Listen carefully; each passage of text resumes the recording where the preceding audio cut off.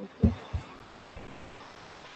Let me open the Keel software and we shall start coding these two programs. You need not take it. Later on, I'll share the code. Okay. Try to understand this. This is the third program of your lab syllabus. Let me write the comment. Lab 3 program. It is an ALP to find the factorial. To find the factorial of a number using subroutine. Okay. Using subroutine. That means using function, we are going to implement this to find the factorial of a number. So this is the third program of your lab syllabus. That is to find the factorial of a number. Okay. Now let us write the area directive. You know how to write the area directive. It is area ex1, comma, code, comma, read only. So this is the first directive we have used. Area, that is the assembler directive. Ex1 is the segment name, code is the attribute, and read only is the option we have specified, since only we can perform the read operation to this memory segment. Now we shall specify the entry point for execution of the instruction. Now we shall write we need to fetch the n value. So since to compute the factorial, we require the n value. As I told, just to increase the complexity of the program implementation, we are trying to use a register indirect addressing mode. Okay. So for that, already we have used these two instructions. The LDR I'll use say R3 comma equals n.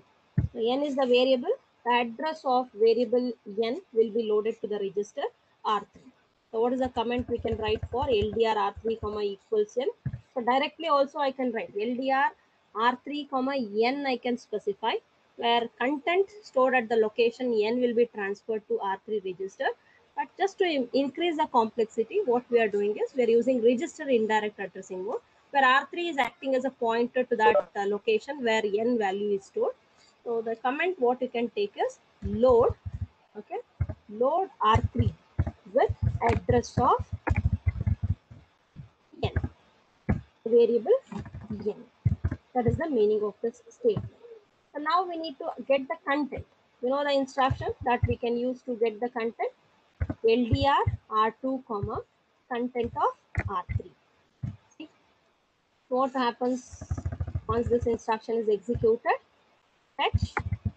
It fetches the data, or read you can take, or fetch. Read the data. Okay. Read the data from address held in R3 and transfer it to R2. This is what happens once this instruction is executed.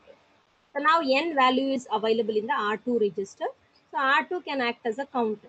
How to make use of R2 and how actually we are going to control the loop using the value held in R2, we'll see with this implementation. Just to increase again the complexity in your lab syllabus, the implementation, that is to find the factorial of a number, we are doing using subroutine.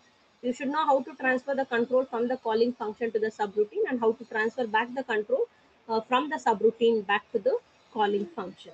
So the instructions which we are going to use, that you should be familiar with. So now n value is fetched and it is available in R2 register. Now we need to make a call to the factorial function. So this is BL instruction, BL opcode we are using, BL fact. I'll just use the name of the function or the subroutine as fact. BL stands for branch and link. Okay, BL is the opcode which is used to transfer the control to the subroutine. BL stands for branch and link. You need to use the opcode space the subroutine name that you have to specify. And wherever you define this subroutine name, the control will be transferred to that location. Okay, and from there it fetches the instruction and it starts executing that subroutine instructions.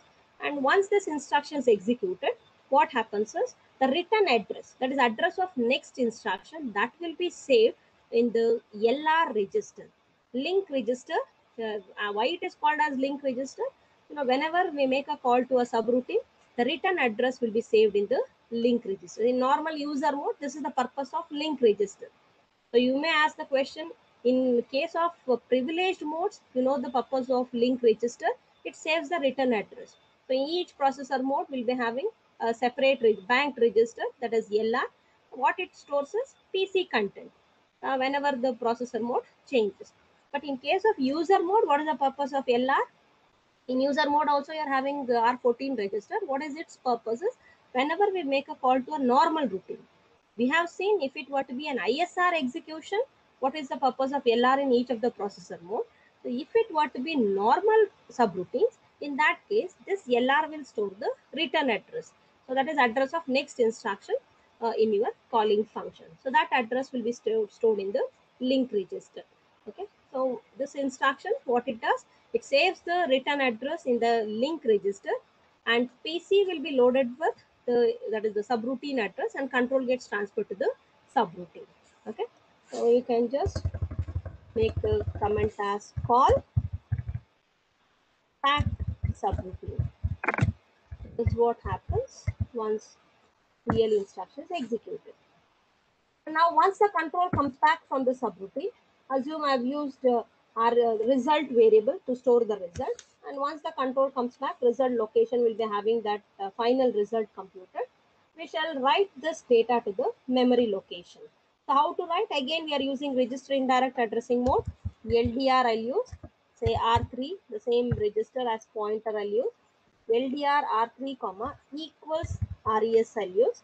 So what it does is, it loads.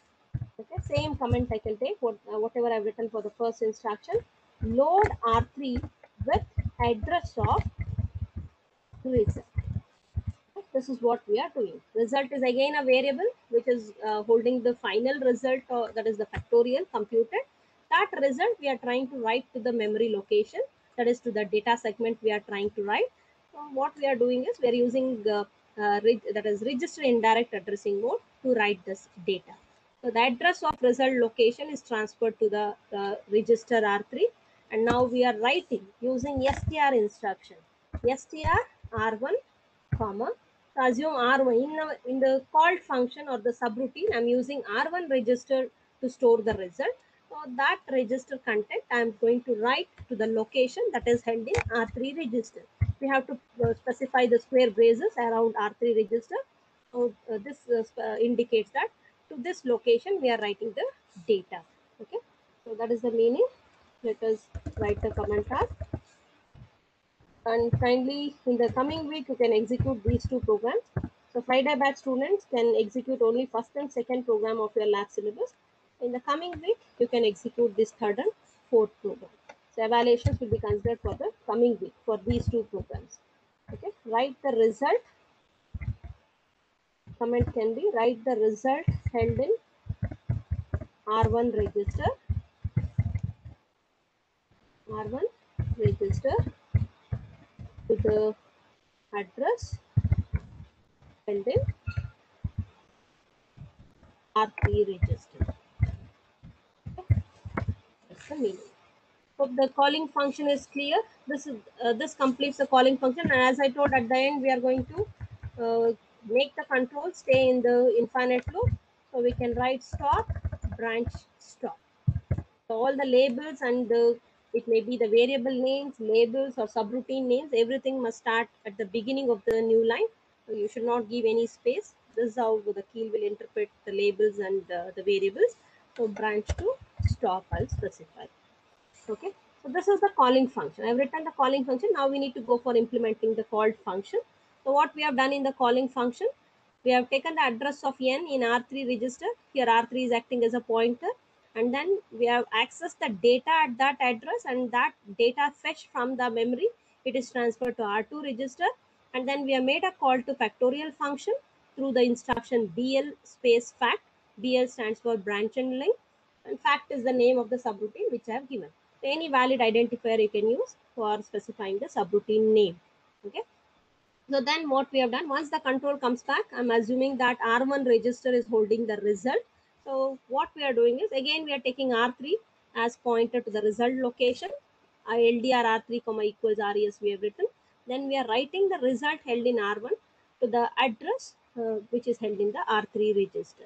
So then this is the infinite loop we have given. So now we need to go for defining the subroutine. So this is the fact I'm specifying subroutine name. Then we'll write the first instruction. So initially, since this is multiplication operation, we need to use to compute the factorial. We shall take in R1 register value 1. So if you are computing summation operation, you take the initial value as 0. If you are computing the product, then you are going to take the initial value as that is 1. Okay. This is the initialization I've done. This is done before the loop instructions are written. The first instruction before the loop starts, it is the initialization part what we have done. Move R1 comma hash 1. So now you can easily tell this is we have passed the argument to the subroutine through register. You know, there are different ways of passing arguments to the subroutine. We have already learnt in CO. So we can pass through register or pass through memory, etc. So there are different, through stack also you can pass. Here we have passed using register. You can observe in the calling function, R2 is the register which is holding the n value. And in the called function, you can access R2 register content which holds the n value. And R1 is initialized to 1. So now we'll perform multiplication operation. This is the loop instruction.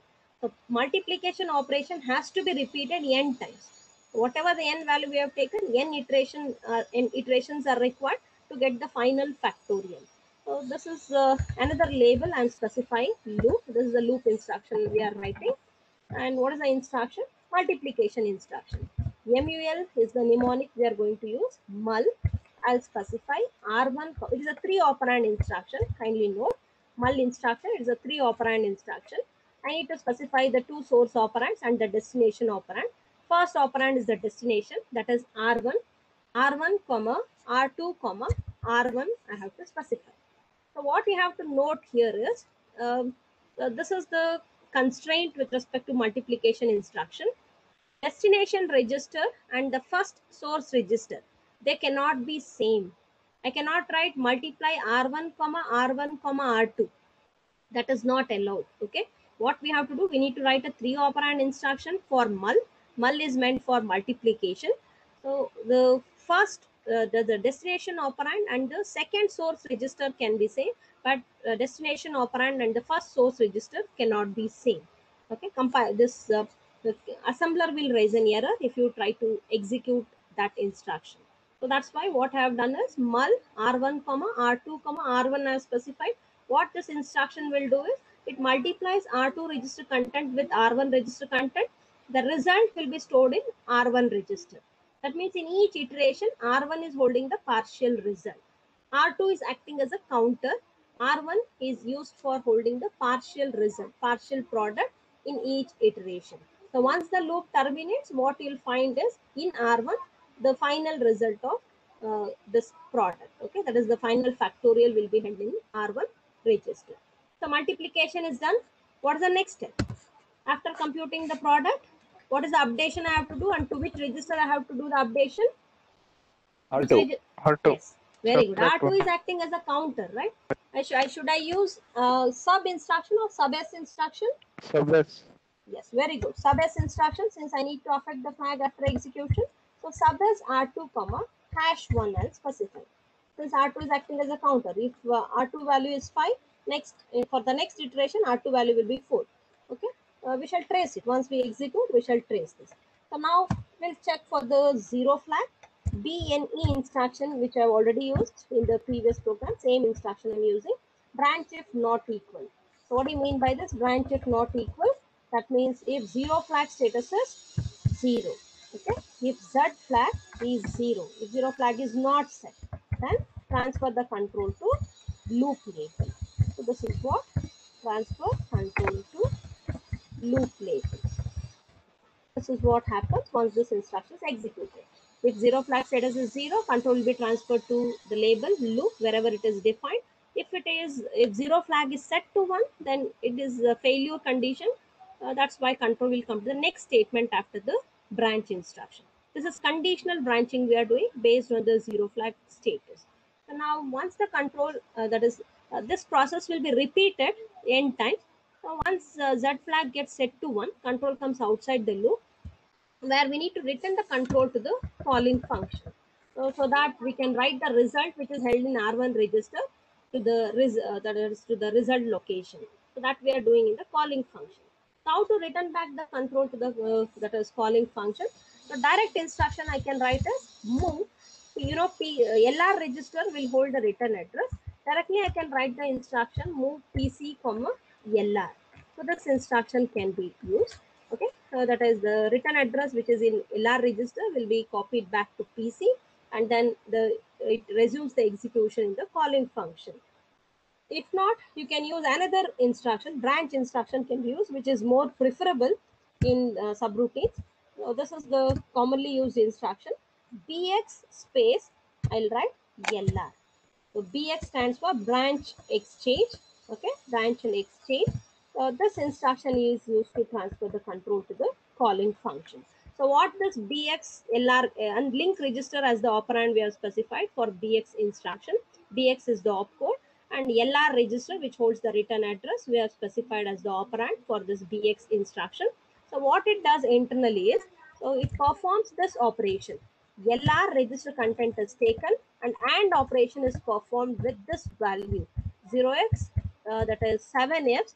So 3 plus 3 6 7f e. So this is the operation performed on the LR register content, and this content will be saved to PC. So whatever the result of AND operation you'll get, that will be copied to PC. Actually, this will give the return address to where actually we need to transfer the control. So this is what internally the operation performed if BXLR is used. LR content is taken which holds the return address, and it performs AND operation with 7FE. Okay, and then the result of AND operation is loaded to PC, and it resumes the execution. So to where the control will be transferred to, it is LDR instruction, LDR R3 comma equals result. And this is the preferred instruction. Whenever you want to transfer the control back to the calling function, we use BX space LR. Okay, and whenever you want to transfer the control from the calling function to the subroutine, it is BL instruction. So try to be familiar with BL and BX instructions. So this is how we are going to transfer the control to and fro from the subroutine. Okay, so and finally, this is what you need to write for the calling function and the subroutine. We have written the subroutine instructions. Now we shall try to define the n value. As I already told, in the code segment also we can initialize the data. Advantages, we need not again during execution mode give the value for the input, but already it will be available. We can just read from the memory and we can perform the operation. So if you want to specify the data in the data segment, that can be done during execution mode only. Through our code, we cannot initialize the data in the data segment. Okay. Now let me give the n value. I'll use n DCD 5. Okay, we initialize one data, define constant, that is the data, that is the double word. DCD stands for double word. That is 32-bit data I've initialized here for n. And now let me give the data segment to store the result.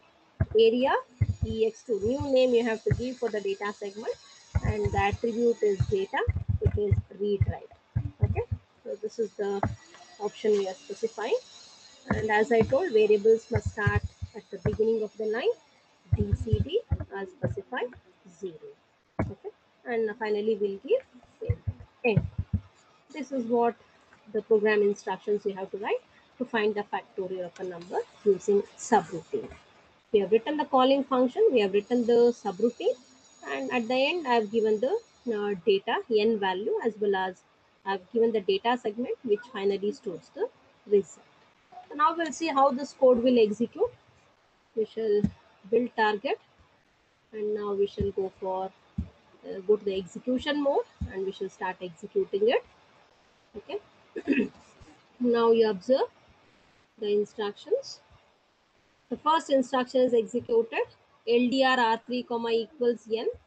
Once you execute, what R3 holds is the starting address, that is the address of the location where n value is stored. If I go to this address, just give in the memory window.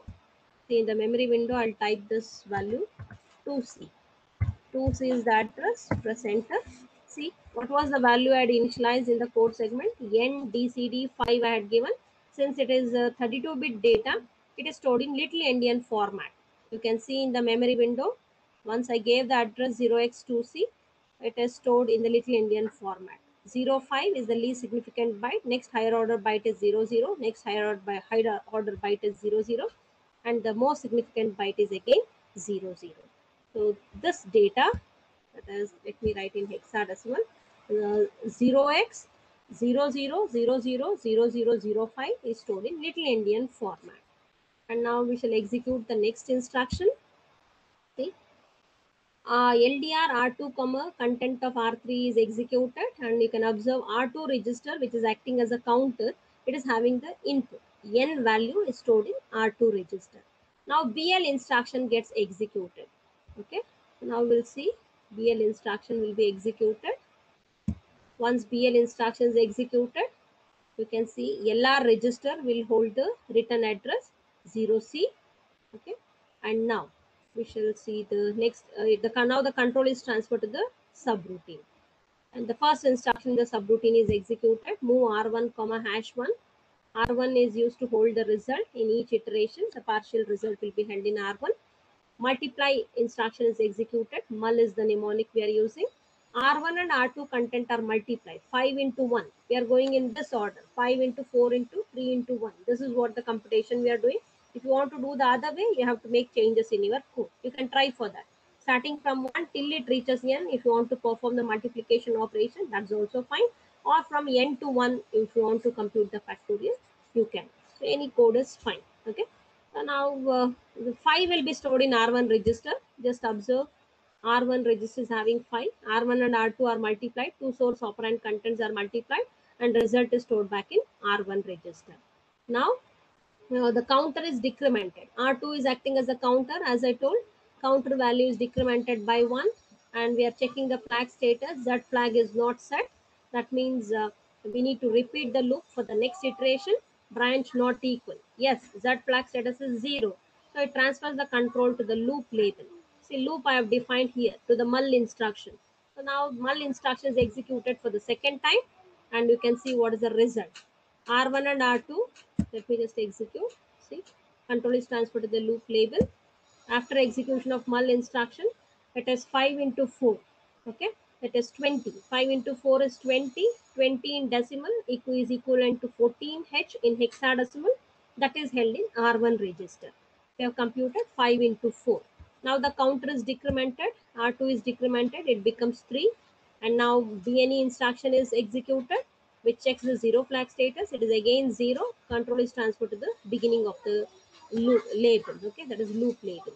So now we are into the third iteration. So where mul instruction is executed, it is 20 into 3 it performs. It is 60. The value is 3C in hexadecimal.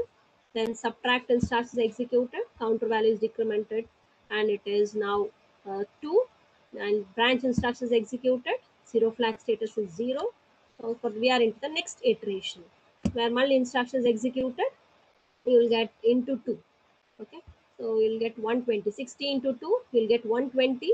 120 in decimal is equivalent to 78H in hexadecimal, and we are seeing that result in R1 register. Then counter is decremented, R2 becomes 1. Again branch instructions executed. Since the condition is satisfied, Z flag status is 0. Control gets transferred to the loop label. So we have used the condition attribute NE. That means the condition is satisfied. Not equal means if 0 flag status is 0, then only branch to the target. Since the condition is satisfied, we are into the last iteration where multiplication operation is performed. That is 78 into 1.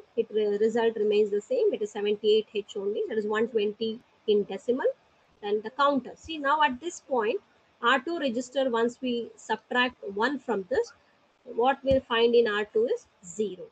Contents of R2 register, the counter value becomes 0. At this point, Z flag status gets set to 1. Now, if the branch instruction gets executed, condition fails. So since Z flag status is 1, the control comes outside the loop, and the next instruction outside the loop is BXLR. So this instruction will restore whatever is there in LR will be copied to SP, and internally what operation it performs I have already written in the comment. Now you can just observe PC. See, It is having the address 000C. Okay. Now control goes to the next instruction after the BL instruction, and LDR instruction is executed. LDR R3 comma equals result, where R3 holds the address of the result location. If you go to that location, now see, after STR instruction gets executed, it writes the result 78H to the location, that is 0x4 followed by 7 zeros. See, STR is executed and you can observe the color change here. 78H is written. This is the 32-bit data which is written in Little Endian format. 78H, then 000000. And now this is the completion of the program. It stays in the infinite loop. So if you want to repeat the loop, you can repeat by making the stop label, which is defined at the beginning of the instruction. Okay. So this is how you can implement this third program of your lab syllabus. Hope all of you have understood how to compute the factorial of a number using subroutine. Is this code clear? Ma'am, where we have to exactly place that stop, ma'am? Which one? Stop after. Stop. Yes, ma'am. Stop. At the See, beginning. as I told, we cannot terminate your program in your microcontroller. We are giving an infinite. We are trying to create an infinite loop. B branch. B stands for branch. It's an unconditional branch instruction. Without testing any condition, wherever the stop label is defined, control gets transferred to that label. The branch stop is the instruction we have written. This is the instruction, and where I have defined the label stop to the same instruction. So branch stop means it goes to the label where stop is defined. Again, branch stop instruction is executed. That means it keeps on executing this instruction infinitely. It stays in this same line. Okay. So if you want to, if you are trying to give the data in the data segment, if you want to give the check the output for different inputs, what you can do is this instruction. That is this data declaration. What you have done here at the end, NDCD5. This you can give it in the data segment. Anyway, even though if you give 5 here, once the code gets executed, all the RAM locations will be cleared to 0. So what we have to do is during execution time, I need to find the address where that n value is stored. I need to go to that location and I have to edit. So if the stop label I am going to give at the beginning. So the stop label, instead of giving here, I can just cut it and I can paste it here. Okay, I can give it here so that we can execute the program for the next run. With new value of n I can give and I can execute it. So this infinitely I can execute for different runs. Wherever at any point if I want to stop, we can stop the execution. Okay. Okay, got it, ma'am. Okay. Got it, ma'am. Yes. So this can be more meaningful if you're giving at the beginning. So if I want to check for only one n value, what I can do is I can create an infinite loop. Instead of giving here, what I'll do is I'll give it here. Am I clear? Okay. Yes, ma'am. Hope all of you have followed. It's simple. You can try working with anyway. Since you are not aware of entire instruction set of ARM, at this point it may be difficult for you. Anyway, in the coming class, we'll be starting with instruction set. Once you are familiar with all the instructions supported in ARM instruction set, then definitely you'll feel easy to implement the problem given. You can have your own code implementation. This is possible only if you are aware of all the instructions supported in ARM. So since it is lab syllabus program we are discussing, this is one way of implementation I am discussing. So once you are thorough with the entire instruction set, you can come up with any code of your choice. So as I told, you can start from n to 1, the product you can compute, or from 1 to n. Or you can use different instructions to compute the factorial. It is all left to you. Okay. Is it clear? Shall we go to the next program? If you are okay with this code and if you have Yes, understood ma'am. the instructions, so we shall quickly discuss the next program, and then we can discuss the tutorial questions. This why I'm discussing this is since we had missed the class in last Thursday. 2 classes we had missed because of practicals, first year practicals. So that's why I had already compensated on Monday. 1.5 hours I took to explain the first 2 lab syllabus programs, but actually it was the lab timings during which I had discussed. I'm taking and I'll try to continue for another half an hour, and we shall compensate again the next hour for the coming Thursday. In the coming Thursday's class, I'll compensate another half an hour. Okay, so that will be 1.5 hour, which we are compensating, which we had missed in the previous week. Okay, so now we shall try the fourth program of your lab syllabus. So it is the assembly language program which we are going to write to add n elements in the array. Okay, it is not using subroutine. It is ALP to add n numbers. It is n 32-bit numbers in an array. How to construct an array? How actually we are going to access array elements? That we are going to see in this code. Let me just delete rest of the code. I'll retain only area and end directives, area, entry and end, and now we'll see. So this is the fourth program of your lab syllabus. The question goes like this: develop an ALP to add an array of n numbers and store the result in the memory. Okay. Already we have seen some of first n natural numbers. Here we are trying to add the numbers stored in the array. Okay. And different addressing modes you can use to implement this. That is, we can use register indirect addressing mode, and that is base indexed addressing mode I can use, where I'll store in the base register the base address of the array. I can keep on changing the index value to access different locations in the array or different elements in the array.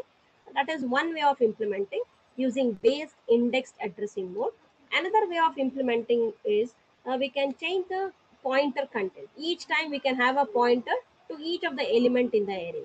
So what are those addressing modes which I can use? We'll see with this example. Okay. We'll start with the area directory, area ex1 code read only, and next we are going to specify entry directive, and then we are specifying the LDR instruction. LDR, we can have the instruction say R0. I can take it as a base register to hold the base address of the array. I'll give the variable name as array itself to improve the readability. This is the variable which holds the n32-bit numbers. Okay, we can have the command as load R0 or load the address of the base address. You can take load the base address of the array. That means first element address, base address of the array, or are not registered. Hope this comment gives more meaning. LDR R0 comma equals array will load the base address of the array to R0 register. Now let me take for loading the n value. There is a number of elements in the array is also required to control the loop.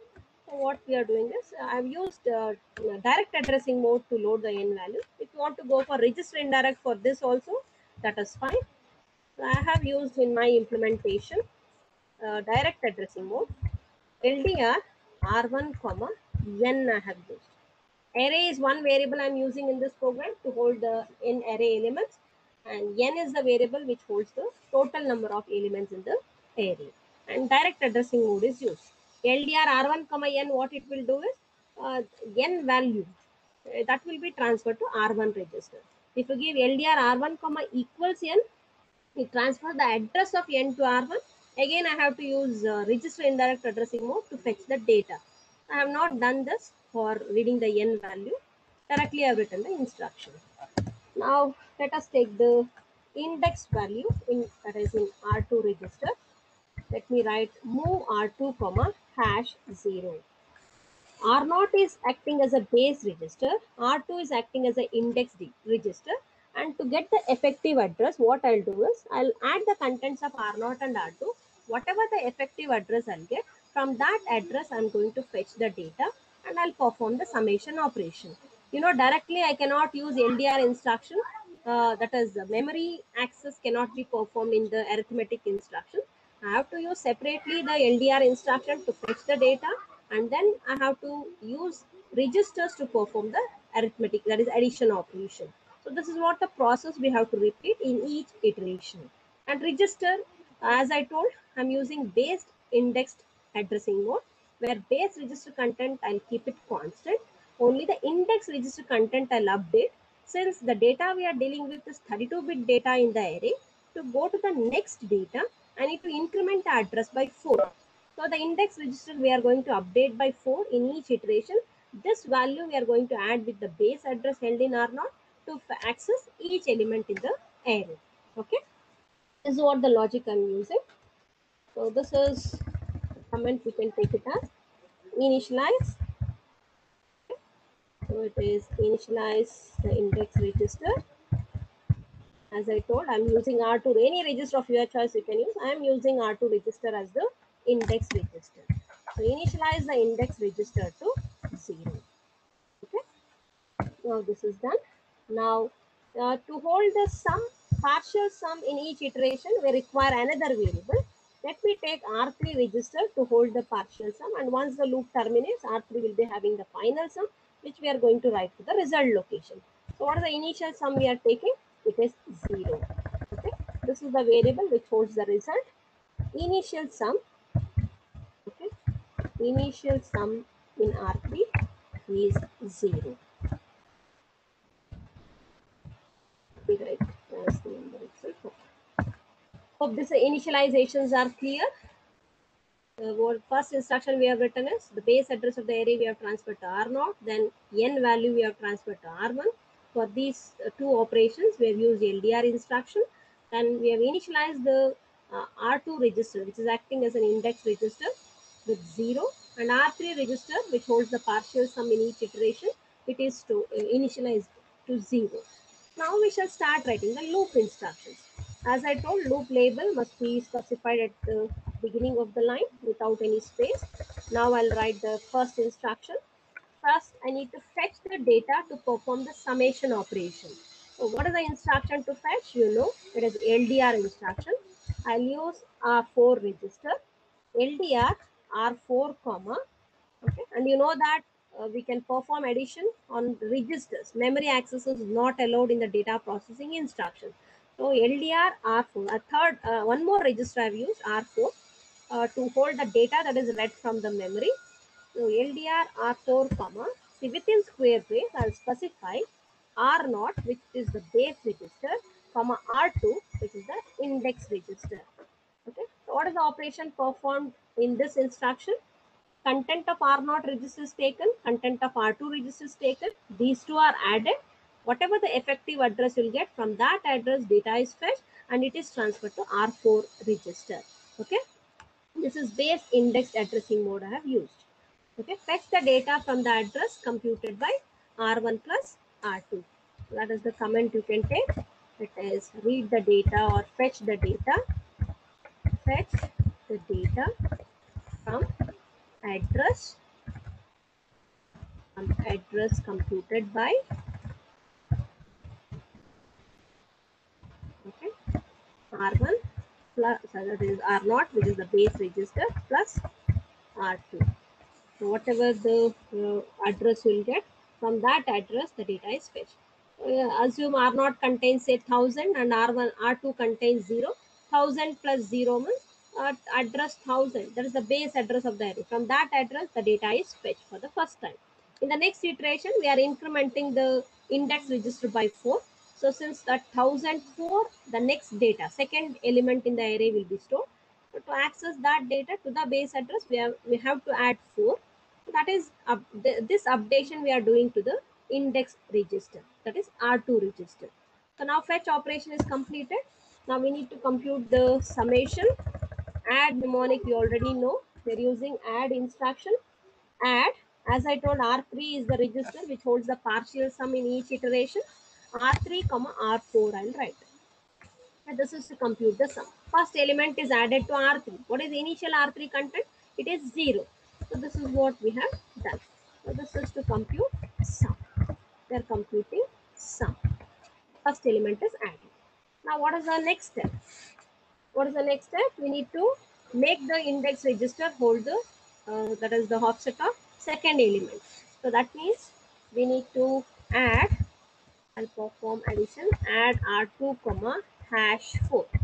So each time to the index register we are adding 4 so that we can access successive elements in the array. Okay, so this is done. We have updated the index. You can write the comment as update the index. Okay, is done. Now we need to control the loop, whether to continue with the next iteration or whether to stop the iteration. That's how actually you are going to control. You know which register is acting as a counter here.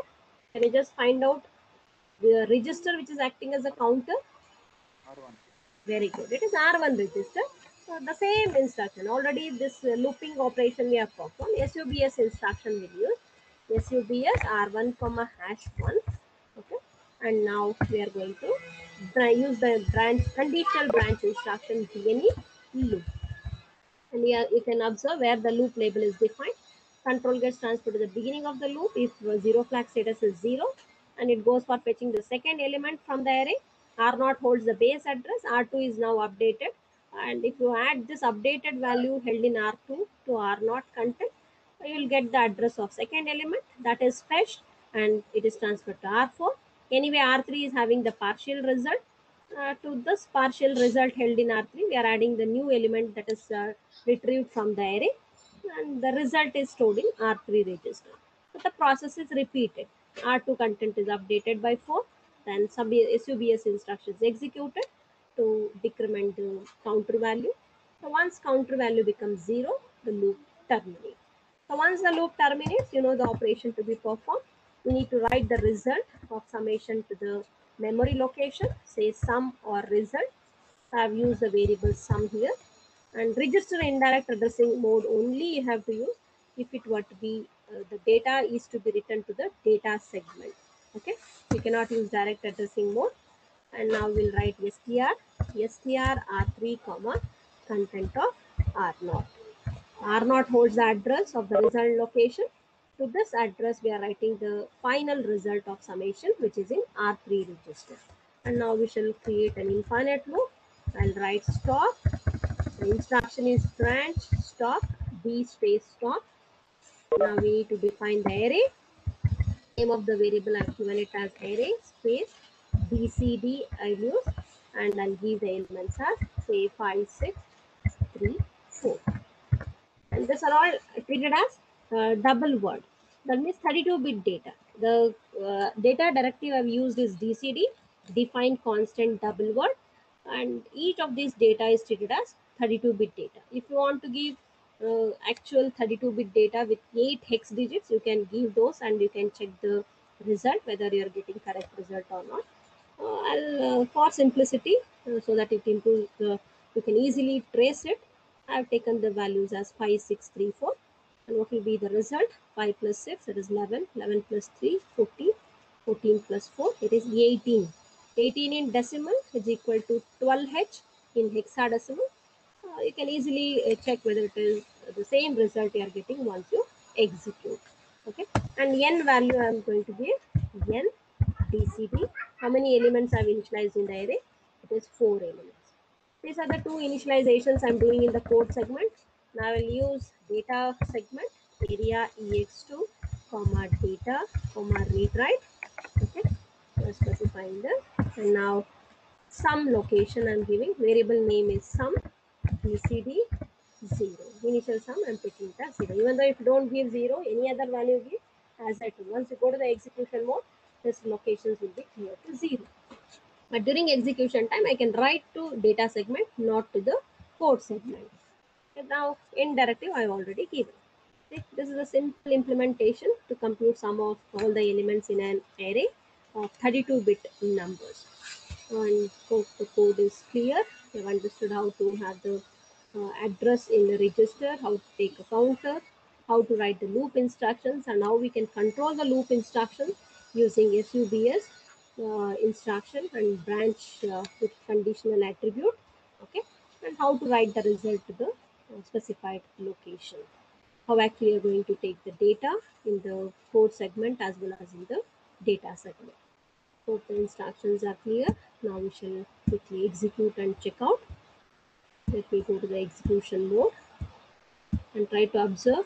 And the instruction what I have used in the loop, the first instruction, it will neither affect R0 register it will not affect R0 register. Only we are affecting R2 register, but not in this instruction again. After execution of LDR instruction, it will neither affect R0 nor it affects R2. It takes the R0 register content, it takes R2 register contents, and it will add those two. You'll get the effective address from where the data will be fetched. None of these two registers will be affected after execution of this LDR. So this is the addressing mode we have used. Yes? Ma'am, the first instruction, that is loop LDR R4 comma computation of R0 comma R2 Mm. and add R3 Yes, comma yes. R4. Can these two be combined and written add No, you know ARM. It's a RISC processor. What are the only instructions for memory access? It is load and store. It won't combine the data processing instruction with memory operation. That is what the important feature we discussed throughout from the starting from day one, right? Arithmetic instructions cannot use memory operands. Okay, It may ma'am. be any instructions in ARM. To access memory, which are the only two instructions you can use? Load and store. Load and store. Only to fetch the data from the memory, to write the data to the memory, you can use LDR instruction, STR. In none other instruction, you can use memory operands. Only in load and store. Okay. This is what Yes, in ma'am. ARM the instructions supported. So registers are faster to access compared to memory. That is the reason. Okay. Hope this is clear. Now we shall execute. So the first instruction is executed. We got the address, base address of the array. It is 30. As I told, R0 register as a base address. We have a base register we have taken, and we'll not change this address. We'll keep it. We'll keep simply keep changing the index register value. So let me give in memory window 1 30 0x30 and just check what is there in this address. Okay, 30h is the base address of the array. These are the elements I've initialized in the memory 5634. You can see each data is a 32-bit data which is stored in little endian format. Each is taking 4 memory locations. You can observe in the memory window 05000000, next 06 000000, next again 03, which is stored in little endian format, again 04. So these are the elements we have given, and in the next location you are seeing the n value. So whatever the order you have given, in whichever order you have given the variable names, in the same order it will be stored in the memory. First array elements I have given, then the n value. In the same order you can see in the memory window 56434, and then the n value is stored in the memory. Okay. So now we shall execute the next instruction. R1 is loaded with n value, that is 4. R0 is having the address, base address of the array, which is 30h. Now R2 is initialized to 0. Okay, R2 is acting as an index register, and now R3 register is initialized with 0. Now we are into the loop instruction. LDR R4 comma content of R0 comma R2. R0 holds 30h, R2 holds 0. 30h plus 0 means it is 30h only. So what is the data present at 30h? Kindly see the change. Once we retrieve the data, just see what happens to the memory window. I'll execute this instruction. See, change. You can observe that now the color of the locations which are fetched or accessed, it is in red. Okay, that means first word data is fetched from the memory and it is transferred to R4 register. 5 is the first element I had initialized in the array. 5 is transferred to R4 register, and you can see this color change in the memory window also. And now we are adding the R3, which is holding the partial sum. Initial sum is 0 with R4 content, and you can see the result in R3. 5 plus 0 is 5, and the counter R2 is acting as an index register, which is updated by 4. Previous R2 was 0, now R2 value is 4, and now the counter is decremented. SUBS R1 comma 1.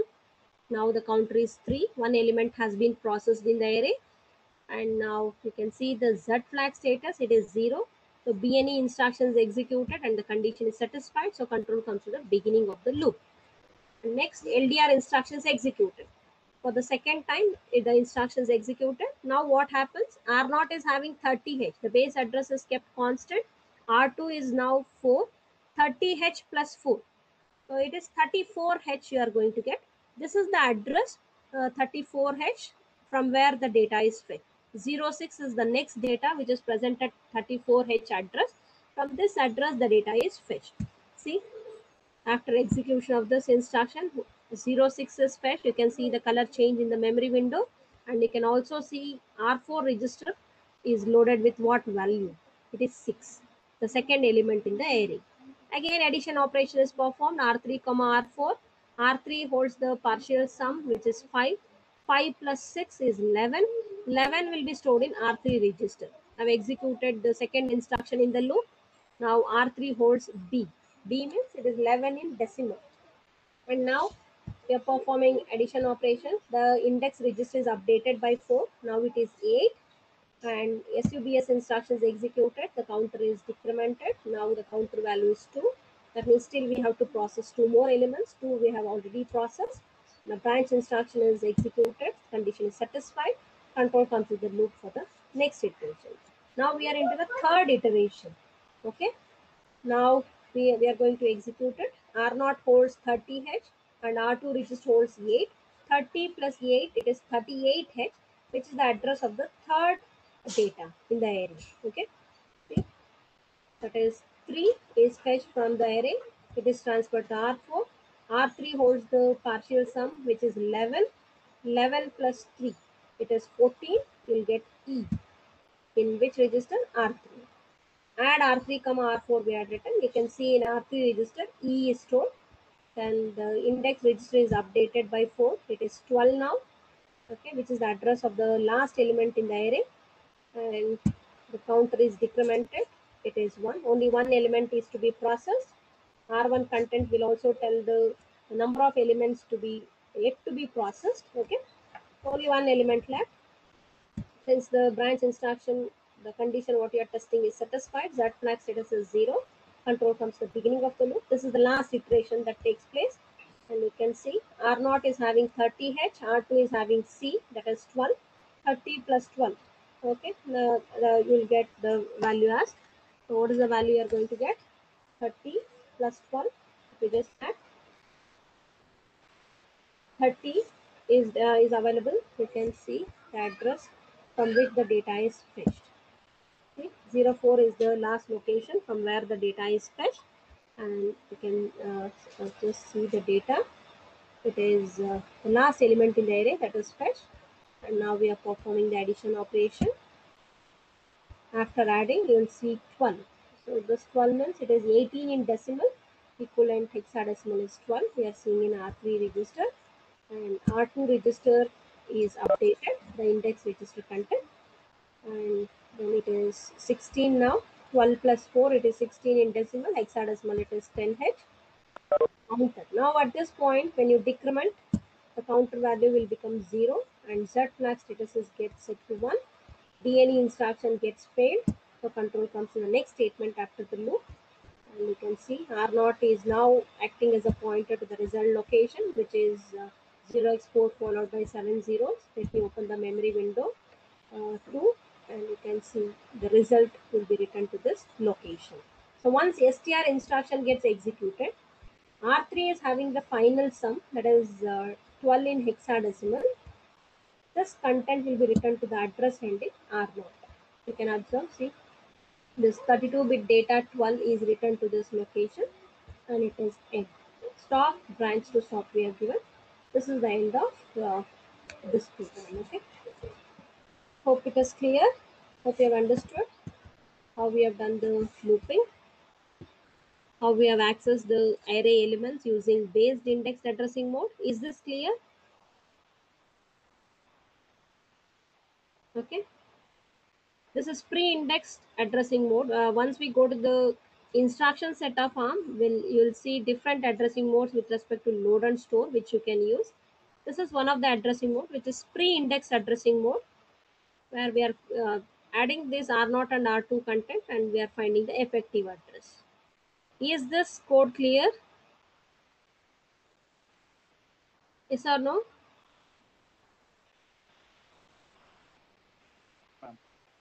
Okay. So one small change to this, if you want to go for post index, so that addressing mode can also be used, where the pointer itself is getting updated to point to different locations in the array. That can also be done.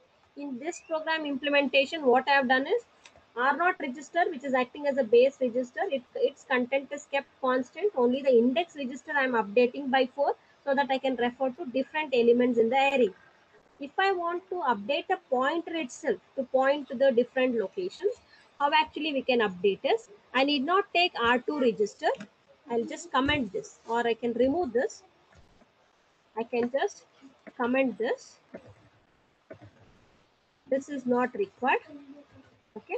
I'm using LDR instruction. LDR, let me just stop the execution. Okay. LDR R0 comma equals array and LDR R1 comma N I have retained.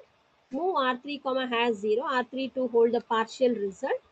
And then here, just observe what changes I'm making to the loop instruction. First loop instruction, LDR R4 comma, I can write R0, this is post index addressing mode we say, hash 4 I'll write. This is the immediate offset I have given. So this is, postfix or the post increment, that is in case of C. Similarly, this post index addressing mode works. Current content of R0 will be, current address held in R0 will be taken for the current iteration. And for the next iteration, after execution of LDR instruction, R0 content gets updated by 4. We are updating the pointer itself. So this is another way of implementing or to access the array elements. In the previous case, neither base register nor index register was updated once LDR instruction was executed. In this instruction, LDR, see what instruction I have written, LDR R4 comma, content of R0 comma, hash 4. So after this R0 I have given hash 4. What this instruction will do, from the address held in R0, the data is fetched and it is transferred to R4 register, and then R0 register gets updated by 4. So I need not write this instruction. Add R2 comma hash 4 is not required at all. I can simply write these instructions. This is also fine. Okay, I'm updating the pointer itself. R0 is acting as a pointer to each element in the array. Hope this is clear. Hope I made this point clear. R0 is initially holding the base address of the array, and for the next iteration, R0 will hold the address of second element. In the third iteration, R0 will hold the address of third element, and so on. In each iteration, we are updating the pointer itself. Are you getting? Hope you've understood. So I'll execute and I'll show the same result 12H you'll get. I'll start the execution. This is post-indexed addressing mode. Current address is taken and later the pointer will be updated. That is post-index addressing mode used. So I'll execute. Okay. Just see. First instruction is already fetched. And observe. What is the, this is into, we are into the second iteration. Just observe in each iteration how R0 register content is getting updated.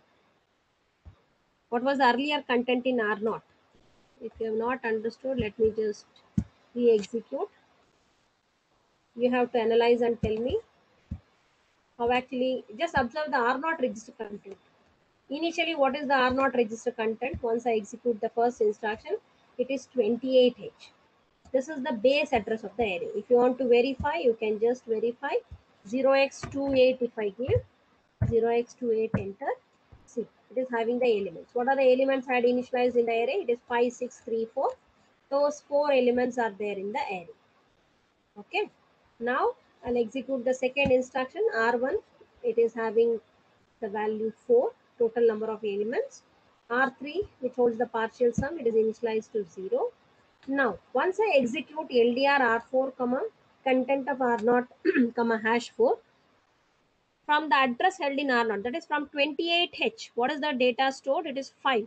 5 will be retrieved from this address 28H, and then it is going to transfer this data to R4 register. You can see and observe R0 content.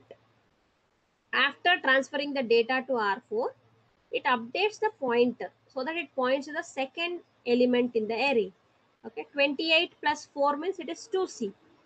Just add 28 to 28H 4 in hexadecimal, it is 2CH. Observe in R0 register, you are having 2CH. This is the location where the second element can be fetched. Clear? We are in now, the instruction is executed. And that is R3 and R4 contents are added. R3 holds the value 5. Counter is decremented. Branch not equal instruction is executed. Since the condition is satisfied, control comes to the beginning of the loop. And now LDR instruction is executed for the second time. Now from the address to C. And just observe, or in the memory window, what you can observe is only the row address is specified. You have to analyze the locations where each of these bytes are stored. 05 is stored at 28H. 00 is stored at 29H. Next 00 is stored at 2AH. Next is 2B. Next is 2C. 2C is the location where 6 is stored. Okay, this is how you have to read the locations. And what you are seeing here is the data stored in each of these locations. Okay. Now see, 6 is fetched from the memory. It is transferred to R4 register and the R0 register content is updated. Try to compare the previous implementation with this. Each time we are updating the pointer. Now 2C plus 4 means it is 30H that you are seeing in R0 register. Okay, 12 plus 4, it is 16. 16 means if you just do the conversions manually and you can check out. If you add 4 to 2CH, you will get 30H in hexadecimal. That is what you are seeing in R0 register, which is actually the address of the third element in the array. That is fetched, it is transferred to R3 and then, transferred to R4, and then we are performing addition operation. Then the counter is decremented and next branch instruction is executed. Condition is satisfied, so it control is transferred to the loop label, and we are trying to fetch the third data from the array. It is 34H updation done so that it fetches the data, and you can see add instructions executed SUBS. Just observe how the control is getting transferred and how the pointer is getting updated. Okay. Already the data are fetched, and once this point when SUBS instruction is executed, the Z flag is set to 1, which terminates the loop. R0 is having this 12H, 18 in decimal. Now we are writing this result to the location which is held in R0 register. See the memory window, once I execute str instruction, 12H is written to this location.